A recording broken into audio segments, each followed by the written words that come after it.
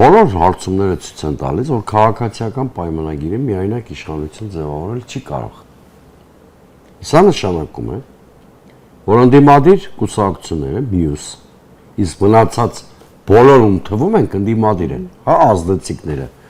Մնացած ընդդիմադիր կուսակցությունները որոշակի շանս ունեն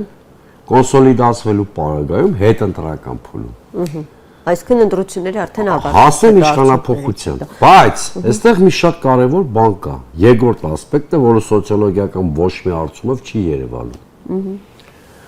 Շատ կարևոր է ինչպիսին է լինելու ընտրությունների մասնակցությունը, ակտիվ թե պասիվ։ Պասիվ մասնակցության դեպքում շահելու է իշխանությունը։ Իշխանությունը մի շահում է, որտեղ ինքը շատ մեծ բոնուսով է մտնում խաղի մեջ, վարչական ռեսուրսը դառնում է դոմինանտ։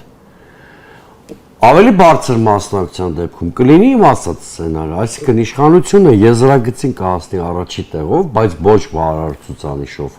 որպեսզի վերարտադրվի, մնացածը շանս է ստանում կոնսոլիդացվեն հետընտրական փուլում եւ փոխեն իշխանությունը։